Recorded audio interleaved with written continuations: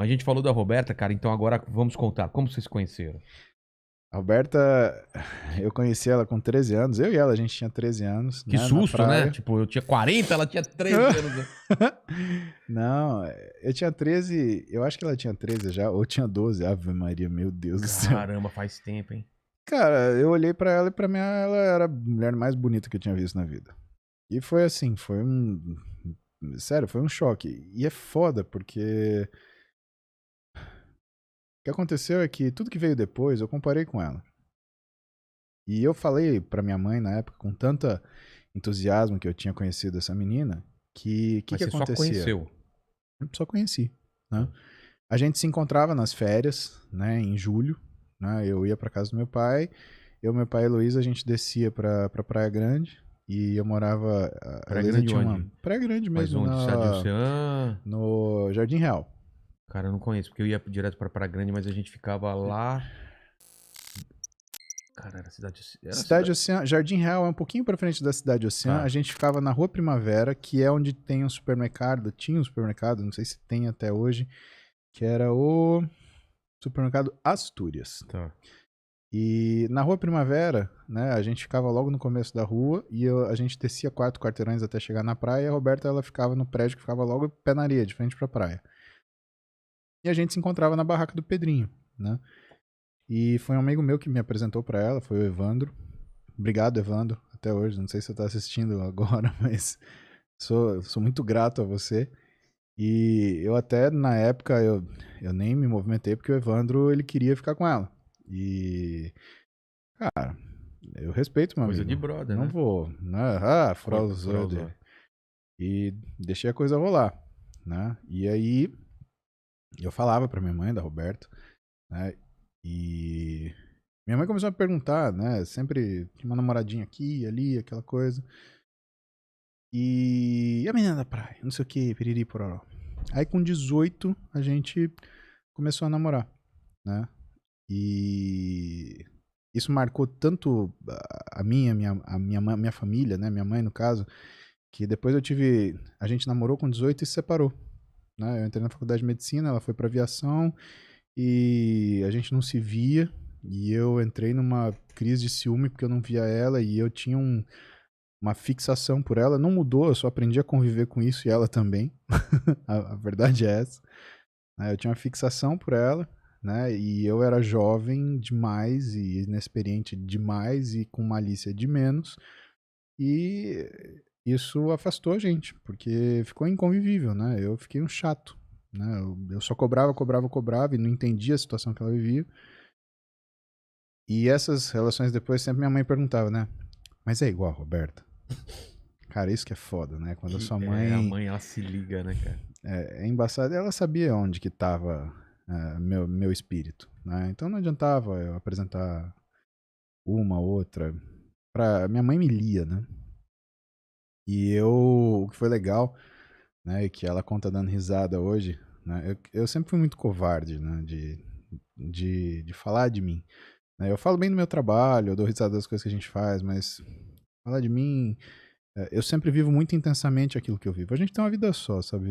Então, se não é pra viver a 1000, cara, nem começo. E a Roberta, eu entrei de cabeça, né? E vivi a 1000 cada segundo que eu tinha com ela. E eu decidi que era uma coisa que eu não podia errar, então eu seria cauteloso. E a gente conversava muito por telefone, até que um dia ela namorava, ela tinha terminado o namoro. E a gente falando por telefone, ela falou, pô, e você não vai me levar no cinema, né? E eu falei, sim. Mas e seu namorado? Ela falou, eu não tô mais namorando. Eu, ai, que pena. Sabe aquele barulho de vômito? Né? Que pena.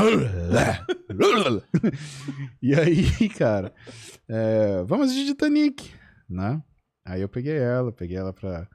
Levei flores. Cara, eu não sabia andar em São Paulo. Então eu peguei o cadete da Heloísa, eu fiz um mapa... Você lembra daquele guia São Paulo que tinha uma página amarela? Pra garantir, em vez de eu pegar... Eu tava lá na Zona Sul, lá no Borba Gato, e ela morava na Zona Norte, lá no final da Engenheiro Caetano Álvares. Caramba! Cruzava São Paulo, né? Era só eu pegar 23 de maio e cruzar de ponta a ponta, né? Não, eu achei arriscado. Eu peguei e vim pela Marginal. Eu dei volta em São Paulo inteira. Fez todo o contorno. 11 pontes, contando. 1, 2... Ah, porque você viu pelo guia, tinha que contar. Exatamente. Então, 11ª ponte. É Essa aqui conta que eu faço ou o não? retorno. Essa ponte é pequenininha, será que conta? Eu pensei isso, eu juro pra você. É, eu sei. Cara, eu passei um cagaço. Mas eu cheguei na casa dela. Aí peguei ela.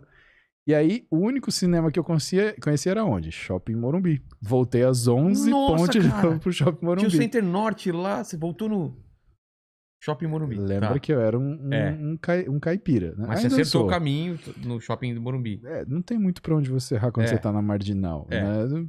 É só você contar até 11, que tipo, um pouquinho mais que um Mobral você consegue chegar. Tá. E, pô, era tão longe que a gente chegou atrasado pra sessão. Só tinha uma sessão a mais, a da meia-noite. Ainda liguei pra mãe dela, falei, Vanice, tudo bem? É Paulinho. A gente chegou, perdeu a sessão, só tem a sessão meia-noite, tudo bem. Aí a mãe dela, Vanice... Claro, com você, não tem problema. Pode voltar 3 da manhã, 4 da manhã, a hora que for. E a gente assistiu o filme junto, chorou junto, fungamos junto, peguei na mão dela. Aí a gente voltou, né, no calor daquele romance, né, no carro meio calado, difícil achar papo. E quando a gente chegou na casa dela, o que aconteceu? Eu senti que eu não queria ser só um ficante, sabe? Eu queria que ela guardasse mais de mim. E eu fui me despedir dela. Ela morava na rua Camarajé. E quando eu fui me despedir dela, né, eu pensei, cara, como que eu demonstro respeito e afeto? Porque desejo é óbvio. Homem e mulher. Né? Um menino, uma mulher bonita, o desejo é óbvio, é escancarado, né? Você olha na temperatura da pele. Mas como que com esse desejo aflorado eu mostro respeito e afeto? Ou seja, não é que eu quero te dar um beijo, eu não te levei pra sair. Eu te levei pra ficar comigo porque eu te amo. E eu não sei como dizer isso. Ela veio me dar um beijo na boca, eu tirei e dei um beijo no rosto dela. E aí ela estranhou. E se assustou. E subiu. E não era essa a reação. Você não falou nada? Eu não tinha coragem. Caramba. Eu dei primeiro um beijo no rosto dela e tava com ela nos meus braços. E ela se... Porra, não era isso que eu esperava. Então tchau, tchau, tchau. E foi. E na hora eu senti uma dor. Falei, puta, eu acho que eu não consegui dizer o que eu queria. A minha ação não foi bem medida. Voltei pra casa, tava feliz pelo que a gente tinha passado junto, mas triste porque não tinha sido o resultado que eu imaginava que a gente ia conseguir, que ia conquistar. E no outro dia, era um domingo, eu resolvi, cara, já sei, eu vou explicar pra ela o que aconteceu. Eu escrevi na carta. Eu falei, olha, o que acontece é isso, eu amo você, eu sei o que esse sentimento significa, né? Apesar de ser uma coisa que eu nunca senti com essa intensidade, eu consigo ler que eu vejo você diferente de qualquer mulher que eu já vi.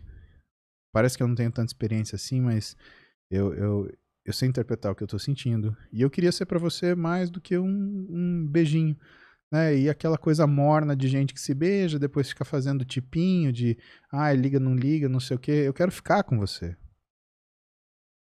E eu mandei a carta pra ela na segunda-feira. E o problema é que eu escrevia pelo correio, porque eu não tinha coragem de ligar pra ela. Caramba. E o problema é que a carta, né, na época, ela chegava no mesmo dia em São Paulo, quando você postava de manhã, né? Eu postei a carta, e essa carta só foi chegar pra ela na terça-feira, aliás. Você postou que dia? Eu postei na segunda. Tá. Em vez de chegar na segunda, ela foi chegar na terça-feira, e segunda-feira eu tava indo pra Marília. E você achava que tinha chegado. Imaginando que tinha chegado a carta e que tava tudo explicado, eu mandei uma mensagem no bip dela. Ela tinha aqueles teletrim ainda, a época do bip. Caramba. Eu cheguei na rodoviária e eu mandei uma mensagem pra ela. Estou indo pra Marília. Ônibus das 11 horas, plataforma 11. Tem um lugar pra você do meu lado. Te espero até o último minuto. E ela não apareceu. E você imaginando que ela leu, cara, e não quis. E não foi. Aí, cara, sério, acho que foi... Cara, deve ter sido uma sensação horrível de... Imagina você, adolescente com essa situação. Você adulto, você já sente uma paulada, um soco na ponta do queixo. Adolescente ainda é uma rejeição que você fala, caralho, a mulher da minha vida acabou de me dar um bolo e falou, vai se fuder. Né? Ou então, tchau, não tem nada a ver, você tá louco. Você perdeu a chance que eu tinha me dar uma bitoca. Terça-feira, eu tava em Marília, eu não enxergava nem as cores, nem a cor da TV, né? A gente chega de madrugada, quando a gente sai daqui às 11 horas, chega lá mais ou menos umas 4 da manhã. E eu tava em Marília de ressaca da viagem, né? E no final da noite, né? Tava olhando as coisas, toco o telefone na minha casa, na casa da minha mãe, né? 226881. Esse era o telefone da casa da minha mãe. 226881. Era 6 dígitos. Pra você ter uma noção como eu sou velho. Caramba, telefone fixo. O pessoal não sabe o que é isso. Não sabe. De 6 dígitos, então... Era de discar ou já era de tecla? Já era de tecla, mas fazia o barulho de discar.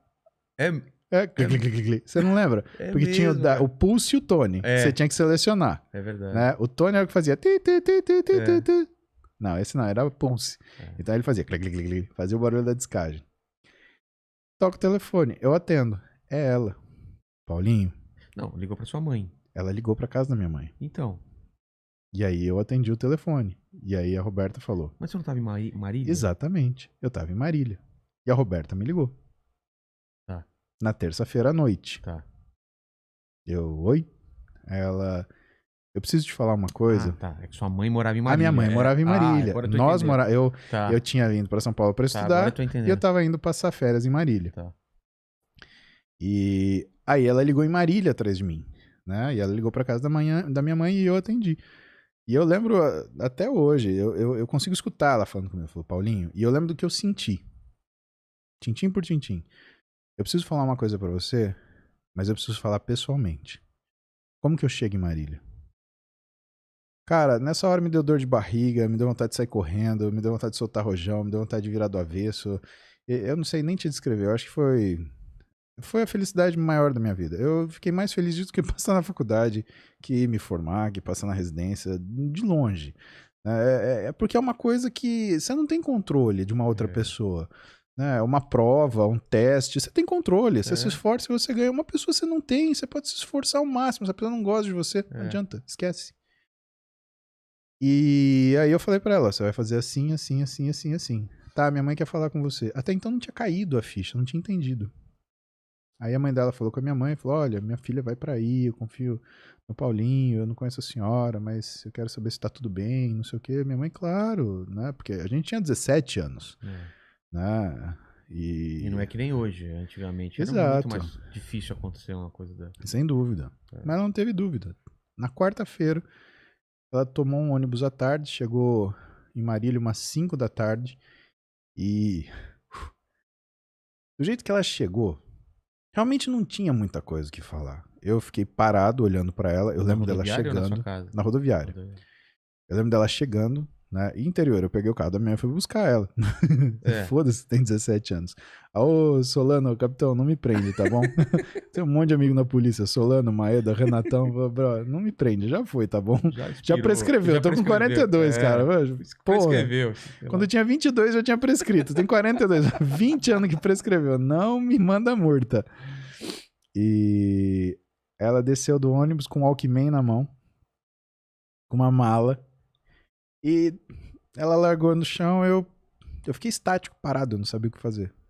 Ela veio perto de mim e ela me beijou. E aí ela olhou pra mim e falou assim, mas eu também amo você.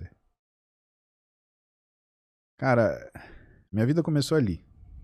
Se eu falar pra você, quando que você sentiu o homem? Foi ali. Quando você sentiu que você valia a pena? Foi ali.